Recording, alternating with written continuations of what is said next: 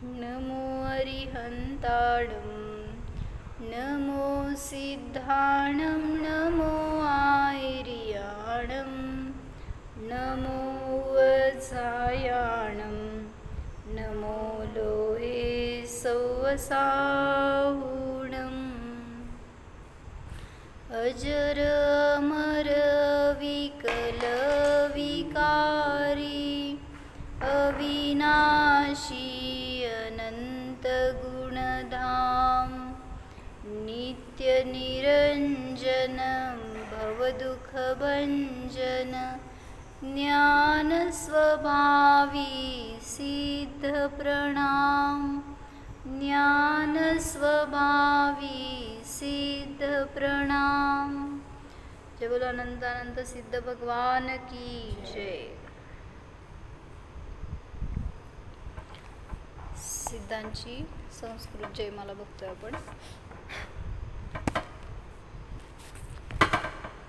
विराग सनातन शांत निरंश निरामय निर्भय निर्मल हंस सुधाम विबोध निधान विमोह प्रसीद विशुद्ध सुसिद्ध समूह विदुरित संस्कृती भाव निरंग समामृत पूरित देव विसंग अबंध कषाय विहीन विमोह प्रसीद विशुद्ध सुसिद्ध समूह निवारित दुष्कृत कर्म विपाश सदामल केवल केली निवास भवोदधिपारग शांत विमोह प्रसीद विशुद्ध सुसिद्ध समूह। इथपर्यंत झालं होतं आमचं। काय सांगितलं अर्थ दुसऱ्या कडव्याचं? ज्यांनी संस्कृती भावाला दूर केलेला आहे, म्हणजे काय, संसाराच्या योग्य भाव ज्यांचे दूर झालेले आहेत, म्हणजे संसाराचे योग्य भाव म्हणजे सगळे घ्या। संसाराचे योग्य भाव म्हणजे जवळ बस ऐकायला येत नसतं तर औदैक भाव, सगळे मोह राग द्वेष आदी विभाव परिणाम, संक्लेश परिणाम किंवा ईर्षा लोभ हे सगळे भाव आहेत। ते त्याच्या पुढं जाऊन आम्ही सूक्ष्म घटवलं काय असं माहीत नाही, म्हणजे आपल्याला नाही वाटत की त्याच्याने ते भाव आपण करतो ते चुकतंय किंवा त्याच्याने संसार वाढतोय। शुभ भाव म्हणजे जे काय तुम्ही दान पूजा भक्ती वगैरे करताय तर ते भावसुद्धा तुम्हाला संसारवर्धकच आहेत। त्याच्याबरोबर पराची जी चिंता लागलेली आहे, दुसऱ्याची काळजी वाटते, ते सुद्धा भाव तुम्हाला हितकर वाटतात। मी दुसऱ्याचं हितच चिंतितो, पण दुसऱ्याचा विचार आला म्हणजे तिथं संसार आला, जो परात अडकला तिथं संसार सुरू झाला। म्हणून सांगतायत की जेवढा उपयोग केंद्रित करता येतो तेवढा करा, तर ते संसारयोग्य भाव नष्ट होणार। म्हणून सांगितलं सिद्धांनी काय केलंय तर संस्कृती योग्य भावाला दूर केलेलं आहे। आणि ते कसे आहेत? निरंग आहेत। म्हणजे काय? निरंग म्हणजे रंगरहित नाही आहेत, ते अंगरहित आहेत। निअंग निरंग म्हणजे शरीर रहित आहेत, अंगरहित आहेत। पुढं समामृत पुरीत काय केलं? ज्यांचं काय म्हणायचं, ज्ञान ध्यान प्रवृत्ती साधना सगळ्यामध्ये समता आहे, बस समतेशिवाय दुसरं समता हेच ज्यांचं अमृत आहे, त्यांनी जे आपुरीत भरलेले आहेत असे ते सिद्ध। पुढं ते सिद्ध कसे आहेत? समतेचा पिंड आहेत। आणि तुम्ही विषमतेचे पिंड आहोत। म्हणजे सगळ्या गोष्टीमध्ये विषमता असते आपल्याला. सकाळ उठल्यापासून संध्याकाळपर्यंत स्वतःच्या बाबतीत नाही तर दुसऱ्याच्या बाबतीत पण विषमता. काय त्यांनी हे खावं प्यावं, त्यांनी असं राहावं, त्यांनी असं बोलावं. दुसऱ्याच्या बाबतीत विषमता का? म्हणजे एकतर आपल्या बाबतीत पण आपण तेच विचार करतो आणि इतरांच्या बाबतीत पण. म्हणून सांगितलं की जिथं समता आहे तिथं शांती आहे आणि जिथं विषमता आहे तिथं अशांती आहे, दुःख आहे. म्हणून काय पाहिजे ते तुमची चॉईस आहे. काय तुम्हाला शांत जगायचं आहे का अशांत जगायचं आहे? भाभी सांग. शांती पाहिजे म्हणायचं आणि अशांतीला धरून ठेवायचं. कसं होणार? म्हणून त्याचे कारण शोधा हे सांगितलं होतं. संस्कृती म्हणजे संसार का वाढतोय त्याचं कारण शोधत नाही आपण. संसाराला नष्ट करायचा प्रयत्न करतो पण त्याचे योग्य भाव आहेत ते बदलत नाही. म्हणजे तोंडाने म्हणणार की आम्हाला मोक्षाला जायचं आहे पण घर कुठं सोडताय? घराचा मोह कुठं सोडताय? जिथं मोह सुटला तिथं घर सुटणार, तिथं संसार सुटणार.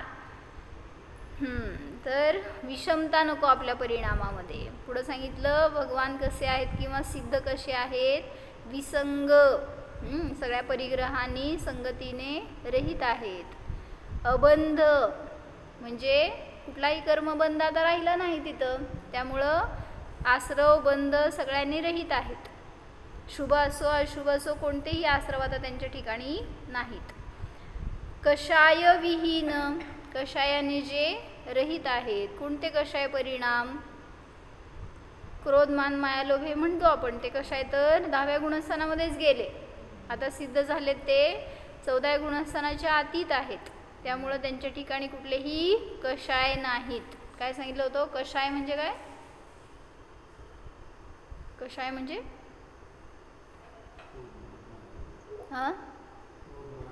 नाही म्हणजे काय? मला व्याख्या सांगा. कषाय म्हणजे काय?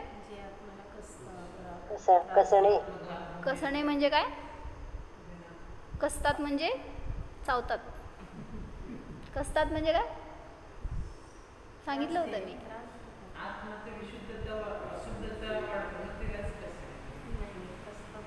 आत्म्याला कसतात म्हणजे काय करतात?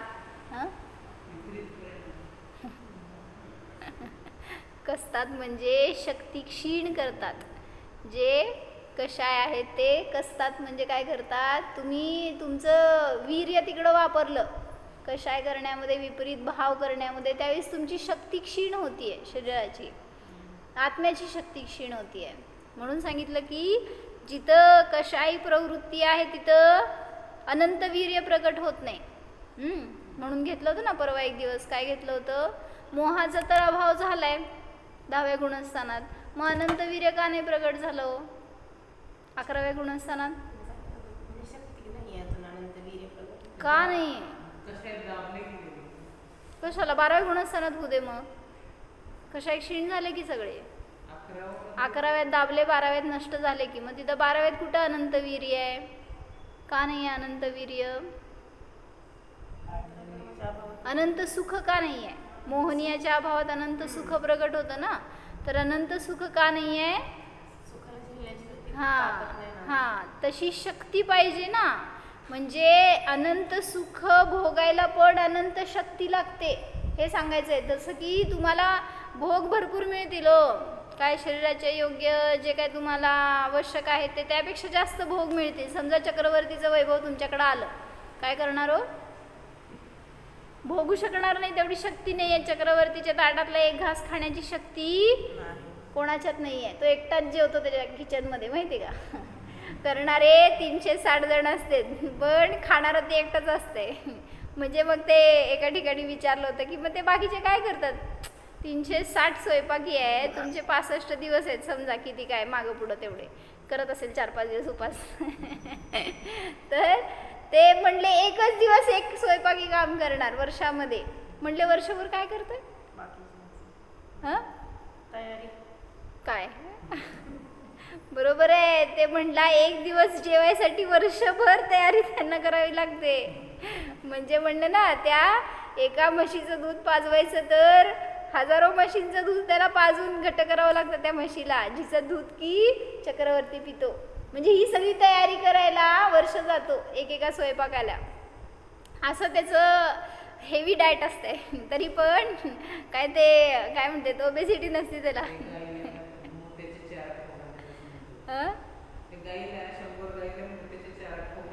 असं तेच की 100चे 10ला 10चे परत 5ला असं करत करत त्या गायींची दूध पाजवायचं गाईचं का म्हशीचं एकमेकांना असं. आणि मग ते करत जी गाय शेवटची ना म्हैस तिचं दूध हा पिणार.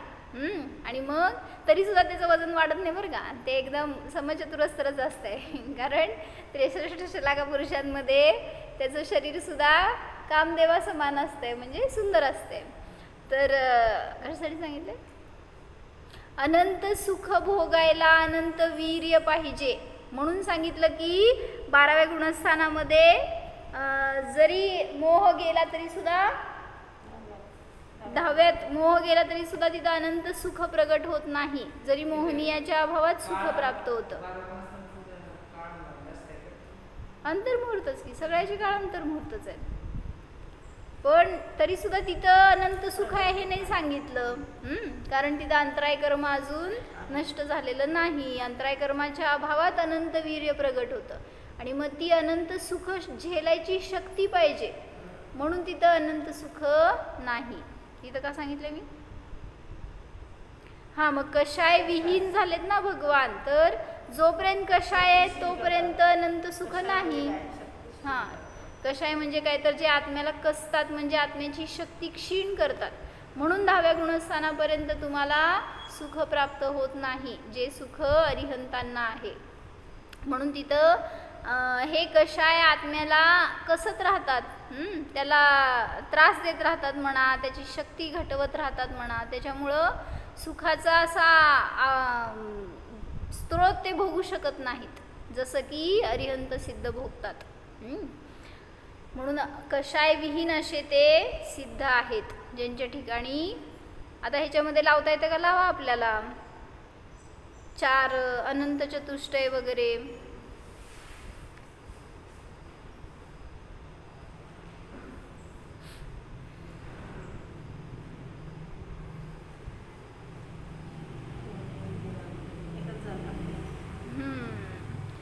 निरंगमध्ये नामकर्माचा अभाव झाला. कषाय विहीनमध्ये मोहाचा अभाव झाला. संसाराच्या योग्य भावामध्ये आठीकर्माचा अभाव झाला. तर सगळे असे परिणाम म्हणजे जिथं त्यांची विशुद्धी प्रगट झाली आहे सिद्धांची तर त्यांच्या ठिकाणी कुठलेही कर्म कुठलेही कषाय मोह त्यांना नाही. पुढं विमोह शब्द घेतलाय ना म्हणजे मोहाच्या अतीत आहेत असे ते विशुद्ध सुसिद्ध समूह माझ्यावर प्रसन्न होत. अशी एक आपण भावना केली. असे ते सिद्ध आणि माझा सिद्ध स्वभाव.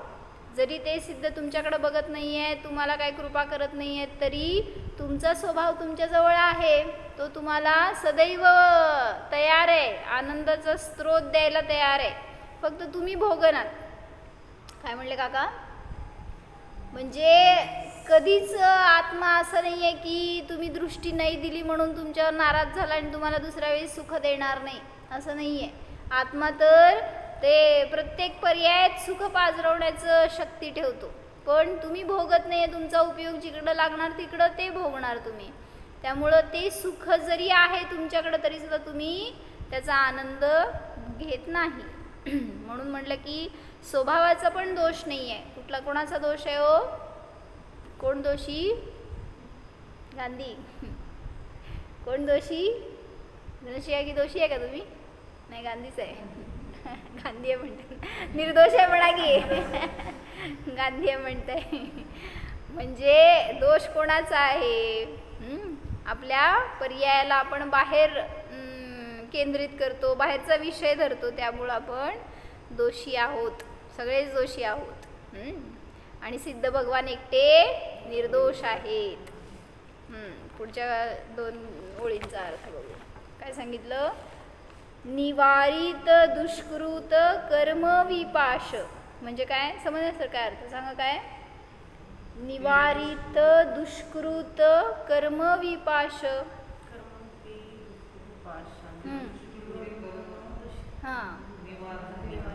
ज्यांनी दुष्कृत म्हणजे काय म्हणायचं, जे खराब आहेत, वाईट आहेत, दुष्कर्माला काय शब्द वापरायचा? दुष्कृतच आहेत. हा, निवारण करणं कठीण आहे असे ते नाही. दुष्कृत कर्माचं जाल ज्यांनी निवारण केलेलं आहे असे ते सिद्ध भगवान. आणि त्याचा विपाश म्हणजे जाळं. मग त्या कर्माचं जाळं तुमच्यावर असं पसरलेलं आहे की त्याच्यामध्ये तुम्ही अडकलाय. त्याच्या आधी होऊन काय करताय हो, स्वभावरूप परिणमन करायचं विसरून गेलोय आणि विभावामध्ये काय रमतो आणि त्याच्या निमित्तात दुःखच प्राप्त करतो. म्हणून त्यांनी काय घेतलं, दुष्कृत कर्म जाल का जिन्होंने निवारण कर दिया है, विपाश जाल को कहते हैं. जैसे जाल में उलझा हुआ प्राणी कठिनता से निकल पाता है, यदि मूल मिल गया तो सरलता से सुलझ जाता है, उसी तरह कर्म का जाल है. कोई ऊपरी जप तप शारीरिक क्रियाकांड आदि द्वारा कर्म से छूटना चाहे तो कठिन ही नहीं, असंभव है. काय कळलं?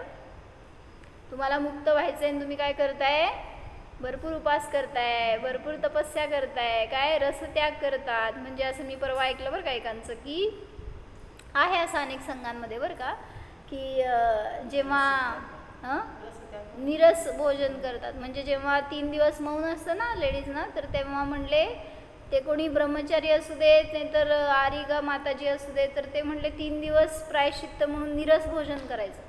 3 दिवस कंप्लीट, कुठलाही रस नाही. म्हणजे आम्ही विचार केला का साही रस नाही, म्हणले फक्त मूग शिजवणार आणि ते काय रोटली आणि भात खाणार, दुसरं काय नाही. आणि त्यामध्ये पण काय असं छमका नाही, काय फोडणी नाही तुमची, असं निरस. फोडणीच नाही म्हणजे काय, तूप नाही तेल नाही, फोडणी काय घालणार. त्यामुळं लोण नाही, साखर नाही, तेल तूप नाही, दूध दही नाही, भाजी नाही.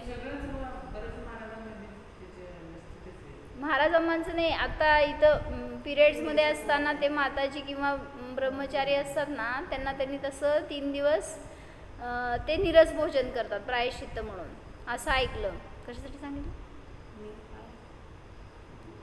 हां, म्हणजे तपस्या केल्यावर तुम्ही मोक्ष मिळेल हे म्हटला तर हे पण एक तप आहे. काय म्हणायचं, अनशन, अवमोदर्य, रसपरित्याग हा एक तप आहे ना. मग कुठल्या तपाच्या द्वारे मोक्ष आहे हो? हे सगळे बहिरंग तप आहेत. आणि अंतरंग तप म्हणजे काय, स्वभावामध्ये प्रतपन करणं, हे खरं तप आहे. म्हणजे बाहेरचं करणार नाही असं नाही, त्या काय सोडा म्हणलं नाही, शिथिलाचार नाही आहे, पण त्याच्याद्वारे मला मोक्ष मिळेल म्हटलं तर तुम्ही कर्माच्या जाळ्यात अडकला हे सांगायला लागले. म्हणजे ते सुद्धा तुम्हाला एक जाळच आहे, शुभाचं जाळं. अशुभाच्या जाळ्यातनं कदाचित लवकर सुटाल, पण शुभभाव लवकर सोडवत नाहीत किंवा त्याच्यापासून दूर जात नाही लवकर जीव. त्यातून पुढं सरकायचं, शुद्ध भावामध्ये जायचं, पुरुषार्थ लवकर करत नाही. कोण कोण म्हणता का बघा मी म्हणून. तो जीव मोक्षाला जात नाही. काय मावशी? कोई ऊपरी जप तप शारीरिक क्रियाकांड आदि द्वारा कर्म से छूटना चाहे तो कठिन ही नहीं, असंभव है. और जैसे जाल के मूल स्रोत का पता पड़ जाए तो उससे सरलता से सुलझा जा सकता है. कर्माचा स्रोत काय हो? परिणाम किंवा काय म्हणायचं, मोह.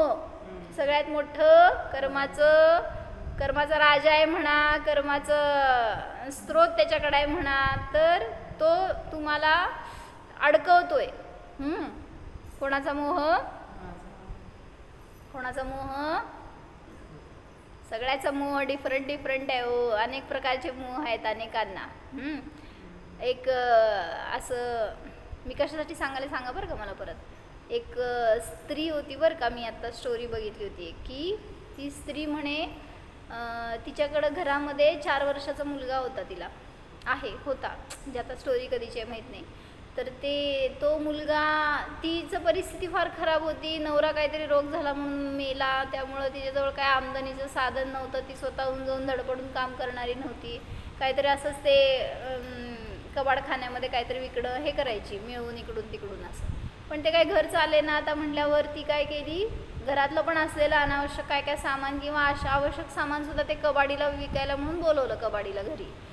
आणि ते सगळं विकत असताना हा मुलगा आत बसून बघत होता सगळं. मग आता तिला पैसे खूप पाहिजे होते पण थोडंच सामान होतं. मग तिने त्याला मागितलं कबाडीला की मला पैसे पाहिजेत दे म्हणून. मग तो म्हटला की एवढ्याला एवढंच पैसे देणार, तुला जास्त कसं देणार. म्हटले अजून काय तर दे मग देणार. मग माझ्याकडं काय नाही आहे म्हणली दुसरं द्यायसारखं. मग त्याची दृष्टी गेली त्या मुलावर. तो म्हणला की त्या मुलाला विक. तर ती आई पण अशी की काय म्हणायचं बेजबाबदार म्हणा, नाहीतर इतके तिचे भाव की तिने विकलं त्या मुलाला. त्याला म्हणलं मी 850 रुपये देते तुला ह्याचे. आणि त्या 4 वर्षाच्या मुलाला त्यांनी, खरी घडलेली स्टोरी आहे बरं का, आणि त्या मुलाला त्यांनी देऊन टाकलं त्या कबाडीला तिने. आणि मग ते 850 रुपये मिळाले म्हणलं तिला आनंद झाला तिचं घर चालायसाठी वगैरे. आणि तो घेऊन गेला दिवसभर त्याच्याकडनं राबवून घेणार, इकडं तिकडं काम करवणार, आणायला लावणार, सगळं प्लॅस्टिक वगैरे असं गोळा करतात ना पोरं, किंवा उभारून भीक मागायला लावणार, असं करणार. आलेल्या पैशात संध्याकाळी दारू पिणार आणि त्याला मारणार, त्याला खायला प्यायला देणार नाही. मग तो रडायला लागला. तर एक त्याच गावामध्ये राहणारा काय म्हणायचं एक समाजसेवक म्हणा असा टाईपमध्ये त्याचं कराटे क्लासेस होते. आणि तो त्या बाईच्या ओळखीचा होता. आणि त्या मुलाचं त्याचं लक्ष असायचं. एक दिवस सहज फिरत येताना तिला विचारलं की घातलं का मुलाला शाळेत, कसा आहे तो. ती म्हणाली विकलं मी त्याला. असं म्हटलं त्याला इतका झटका बसला की म्हणले तुझ्या पोटचा पोर तू कसं विकू शकतेस. कोणाला दिलं म्हटल्यावर तो शोधत जाऊन त्या कबाडीला पकडलं तर तो मारत होता त्याला. म्हटल्यावर त्यापासून सोडून त्याला दूर करायला गेला तर तो म्हणला मी 850 रुपये दिलेत त्याचे. मग त्या तोंडावर ह्यानी पैसे मारले आणि म्हटला की ह्याच्या पुढं कुठल्या मुलाला सतवलं असतं पोलीस केस करीन तुझ्यावर. आणि त्या मुलाला तो घरी घेऊन आला, त्या आईला सोपवलं.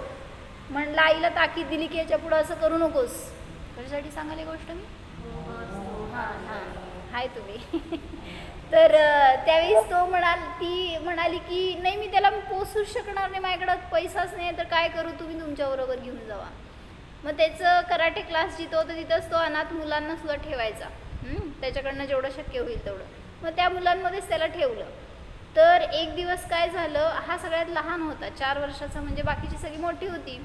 तर एक दिवस काय झालं, रात्रीच्या वेळेस झोपायला गेले तर सगळ्या मुलांमध्ये भांडण चाललेला आवाज आला ह्याला घरातून. हा दोघंजण नवरा बायको दोघंच असतात घरामध्ये, कोण नव्हतं ते. मग त्यांना आवाज आला म्हटल्यावर तो तिथं बघायला आला तर शिव्यागाळ करत होता हा 4 वर्षाचा मुलगा. तो शिव्या देत होता म्हटल्यावर बाकीची मुलं त्याला मारत होती, असले शिव्या नको देऊ वगैरे म्हणून. मग त्यावेळेस त्यांनी ताकीद दिली की असलं नाही बोलायचं किंवा हे चुकीचं आहे, असं नाही करू वगैरे, सगळं त्यांनी समजावून सांगितलं. पण दुसऱ्या दिवशी परत कंप्लेंट आली म्हटल्यावर त्यांनी काय केलं, तुला शिक्षा म्हणून ग्राउंड असतं मोठाच्या मोठं तिथं, त्याला सांगितलं तुला पनिशमेंट म्हणून या ग्राउंडची चक्र मारायचे आहेत. जोपर्यंत मी थांब म्हणत नाही तोपर्यंत थांबायचं नाही, तू चक्कर मारत राहा म्हणता. आणि त्याला सांगितलं आणि ह्याला काहीतरी काम आलं, हा गावात गेला. तर त्याला यायला रात्र झाली आणि हा मुलगा म्हणले, त्यांनी सांगितलं होतं ना मी थांब म्हणेपर्यंत थांबायचं नाही. तो आला तर अजून फेऱ्याच मारत होता. त्याला पकडून ह्याला इतकं वाईट वाटलं की आपण ह्याला असं म्हणलेलं, तो सिन्सिअरली फेऱ्या मारत बसलाय. म्हटलं तुला मी त्रास दिला, म्हणलं त्रास होतोय का तुला, सांग हॉस्पिटलमध्ये न्यायचं का. तो थांबला, थोडंसं श्वास घेतला आणि म्हटलं मला फक्त पाणी पाहिजे प्यायला. तर आणि हसत होता तो, म्हटला मी अजून फेरी मारू का, माझं चुकलं, मी नाही असं करणार. असं त्याची परिणती अशी होती. म्हटला की माझ्याकडनं असं बोललं गेलं ते चुकलं.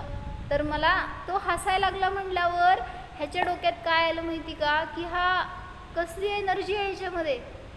इतकं तो जर दिवसभर फेऱ्या मारतोय, 4 वर्ष कशाला म्हणायचं, आणि तरीसुद्धा आत्ता तो हसतोय, पॉसिबल नाही आहे असं त्याला वाटायला लागलं. मग त्यांनी दाखवलं दवाखान्यात नेऊन, सगळं त्याचं चेकअप केलं, तो नॉर्मल आहे म्हटल्यावर त्याला आनंद झाला. पण ह्याच्यातून त्याला एक नवीन कळलं काय त्या मुलाबद्दल, की त्याच्यामध्ये काहीतरी एक्स्ट्रा ऑर्डिनरी आहे, देवी बिवी काय नाही, असं ती शक्ती आहे असं समजलं त्याला. हो काहीतरी एक त्याच्यामध्ये स्किल आहे की तो स्वतःला वेगळं साबित करू शकेल. आणि मग तो मनुष्य त्याला मॅरेथॉनमध्ये पार्टिसिपेट करायला, 4 वर्षांना मॅरेथॉन करायला देत नाहीत, पण ह्याचं स्किल सांगितलं, त्याचं सगळं ॲबिलिटी दाखवली, त्याचे रिपोर्ट्स दाखवले, म्हणले मला एकदा चान्स द्या. आणि नाही म्हटले कोण मॅरेथॉनमध्ये त्याला पळायला एवढ्या लहान वयामध्ये, कारण ते अंतर जास्त असतं, 10 किलोमीटर, 20, 25, 50 किलोमीटर असं. म्हटल्यावर त्यांनी काय केलं, त्याच गावामध्ये एक दिवस काय 26 जानेवारी 15 ऑगस्ट असं एक परेड होती आणि तिथं कोणतरी मान्यवर येणार होते.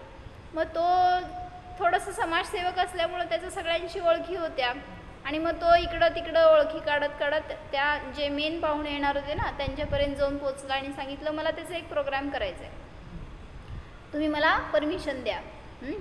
मग ते बाकीचे विरोध करायला लागले, म्हणले एवढ्या लहान मुलाचं काय वेगळं होणार आहे आणि काय असं अट्रॅक्टिव्ह असणार आहे, नाही नाही म्हणून. पण ते शेवटी त्यांनी मनवलं आणि त्याला करायला लावलं. तर त्यांनी जे काय प्रेझेंट केलं ना ते फार आवडलं सगळ्यांना.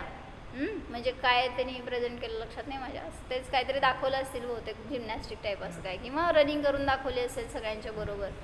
तर ते त्या मेन पाहुण्यांना फार आवडलं. म्हटले इतका लहान मुलगा असताना इतकी त्याच्यामध्ये कशी काय शक्ती. मग तो म्हणाला ह्याला की त्याला जे काय मदत करायची असेल, त्याला जे काय तुला शिकवायचं असेल त्याला मी तुला मदत करीन. आणि मग ह्याला मिळालं त्यातून बळ. मग जिथं कुठं त्याला मॅरेथॉनमध्ये काय करायचे अडवायचे ना तर तिथं त्यांनी ह्यांचं नाव घेऊन सपोर्ट घेतला. आणि मग एके ठिकाणी त्याला 50 किलोमीटरचं मॅरेथॉन होतं, 4 वर्षाचा मुलगा. आणि सगळ्यांनी नाही म्हटलं त्याला नेऊ नका, त्याच्या जीवावर बेतेल, जरी त्याची शक्ती आहे तरीसुद्धा त्याला नेऊ नका, तो नाही सहन करू शकणार.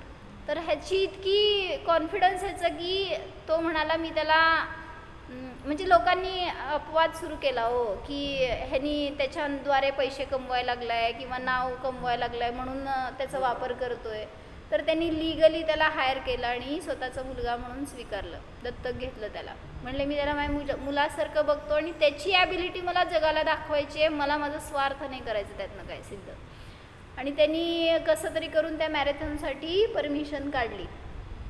त्या मुलाला ह्याच्यातलं काय माहीत नाही, वडील जे सांगणार ना तेच मी करणार, वडील नाही त्याला सर म्हणत होता तो, त्यामुळे त्यांनी जे सांगेल ते मी सगळं करायला तयार आहे.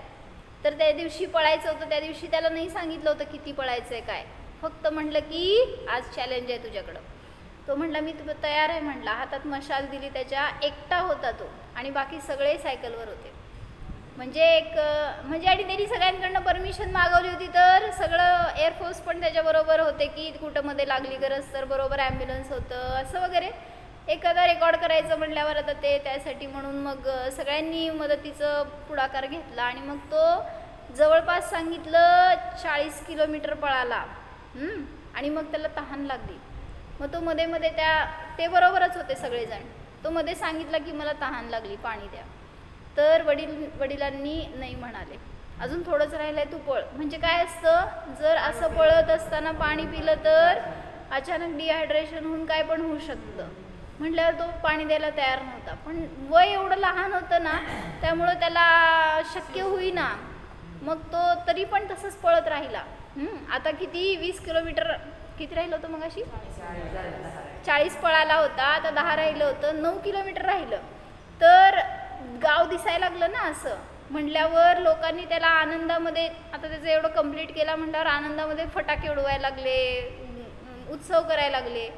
पण झालं काय, त्याचा धूर निघाला आणि तो धूर जो आहे ना आता ह्याला श्वास घ्यायला अडचण व्हायला लागली. पळताना त्याला स्वतःला त्रास व्हायला लागला, एकतर शोष पडला होता आणि त्यात ते धुरामुळं त्याला काय म्हणायचं डिफिकल्टी व्हायला लागलं करायला, श्वास घ्यायला, ऑक्सिजन घ्यायला असं. आणि तो जवळपास 5 किलोमीटर राहिलं होतं तर तिथं कोलमडला. तो पडला की सगळ्यांनी बोट कोणाकडं केलं, वडिलांकडं. कारण असे बसले होते सगळेजण की त्याला खोटं ठरवायचं आहे किंवा त्याला ह्याच्यापासून परावृत्त करायचं आहे, त्याला जेल द्यायची आहे, असं सगळेजण बसले होते. आणि वडिलांना कॉन्फिडन्स होता की नाही तो करू शकतो. आणि मग त्याला तिथनं उचललं, लगेच हॉस्पिटलला नेलं, सगळं ट्रीटमेंट केली. तिथं त्याला पाणी प्यायला दिलं तर तो पाणी पिऊ शकला नाही, अनेक वेळा त्यांनी उलट्या केल्या, म्हणजे ते त्याला झालं नाही सहन. मग नंतर ते शोध लागल्यावर समजलं की त्याला श्वास घ्यायला त्रास होत होता त्या धुरामुळं, पळाल्यामुळं त्रास झाला नाही.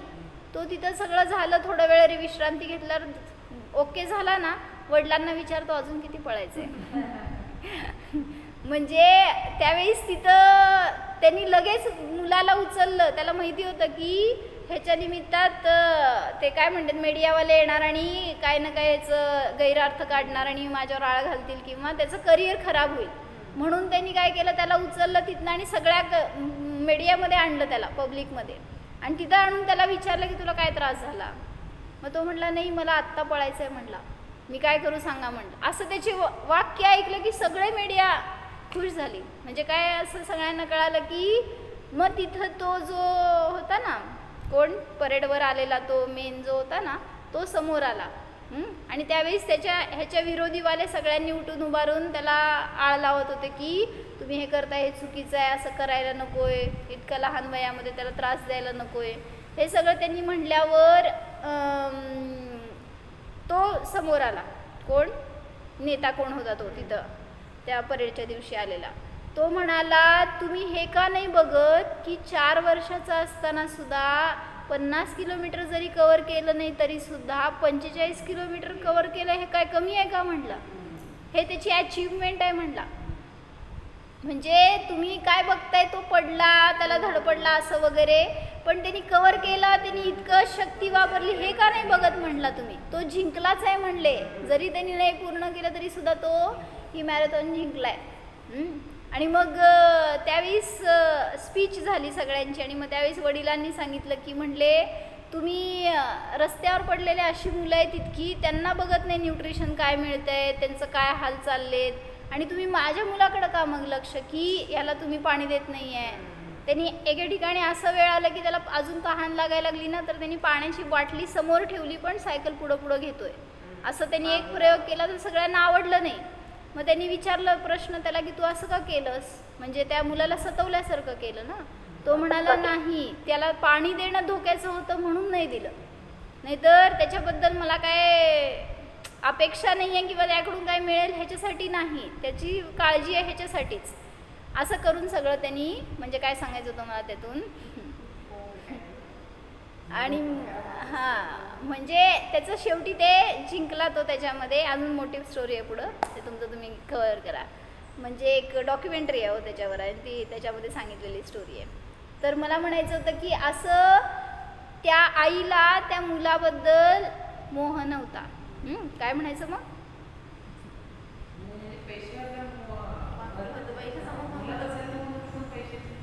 नाही नाही कसं म्हणायचं माहिती का, निर्मोहता वेगळी आणि निर्ममता वेगळी.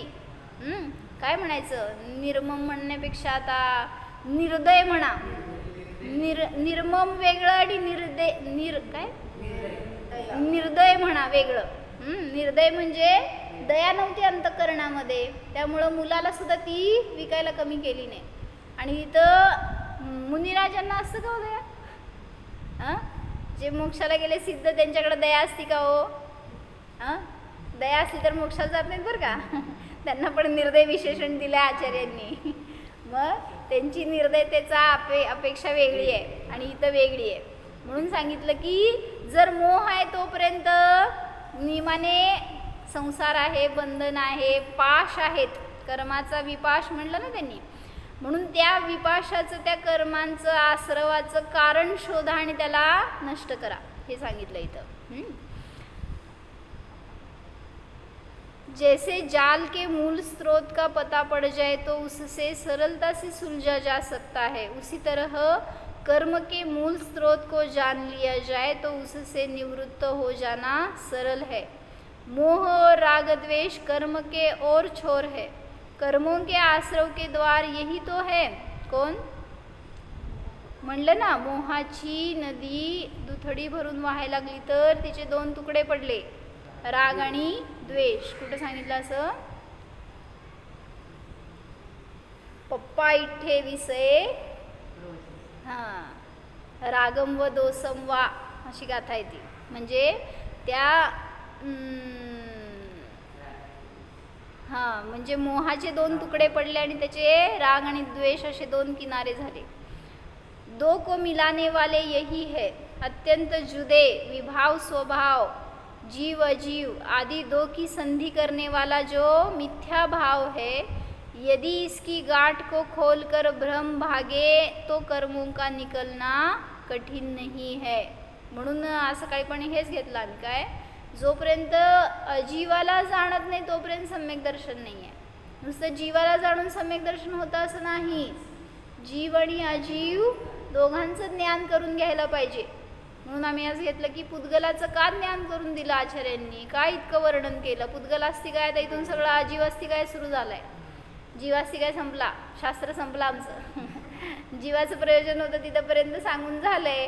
आता पुढं आजीवाचं वर्णन करणार आहे. का केलं मग इतकं विस्तृत वर्णन, तर त्यात ते सांगायचं राहिलं काका काय की त्यांनी घेतलं होतं की वस्तू स्वरूपाचं समग्र ज्ञान झाल्याशिवाय त्यातून हे काय उपादेय काय हे नाही कळत, हे एक सांगितलं.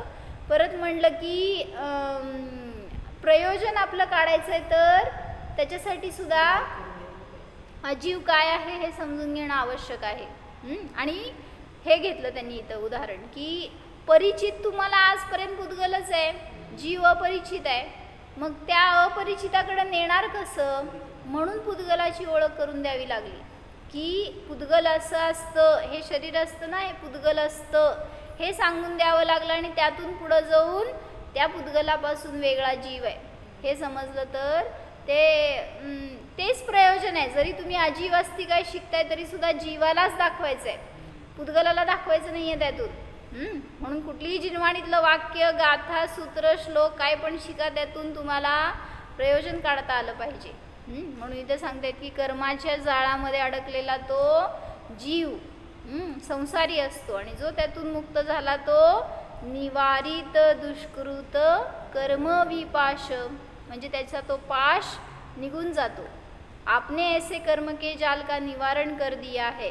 एक एक बात पर ध्यान दो. पाश जाल को कहते हैं, उसमें वी उपसर्ग विशेषता के लिए है. कर्म का जाल ऐसा है कि उससे छूटना सरल होकर भी महान कठिन हो रहा है. विशेष कठिन असं सांगायचं आहे. विपाश ऊपरी क्रियाकांड से तो इसकी गांठ खुलती नहीं, किंतु संयम और तप आदि सम्यक्त्वहीन अंतरंग की पुण्य प्रवृत्ति भी इसे खोलने में समर्थहीन है.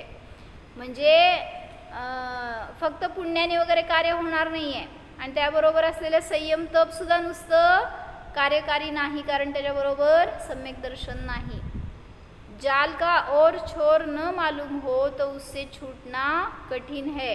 एक तुम्हाला मोठी दोरी दिली आणि ती दोन्हीकडनं बांधलेली आहे, त्याचे टोकच माहीत नाहीत तुम्हाला कुठं आहे, आणि गुंता करून दिली आहे, काढा बघू गुंता, असं काढणार. जोपर्यंत त्याचं दुसरं टोक मिळत नाही तोपर्यंत तो गुंता सुटत नाही. तसं सांगताय तिथं की हे कर्माचं जाळं आहे, त्या जाळ्याचे दोन छोर काय आहेत हे समजलं तर त्यातून बाहेर पडू शकतो.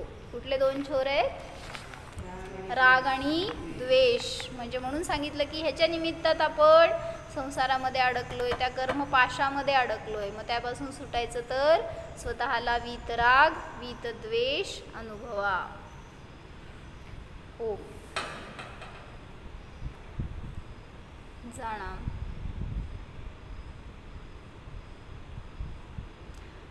कर्मपाशाने रहित स्वतंत्र जीव जाणा. पहा या स्वरूपामध्ये मोह नाहीच, कोणाविषयीही मला ममत्व भाव नाहीतच. पहा हा मी आत्मा स्वभावानेच निर्मम आहे, निर्मोह आहे, निरासक्तच आहे.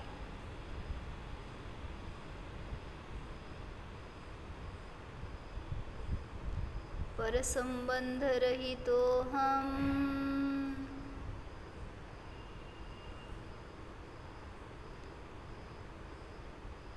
निष्कर्म स्वरूपोहम,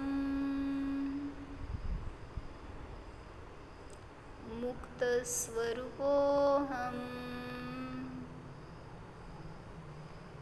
ओम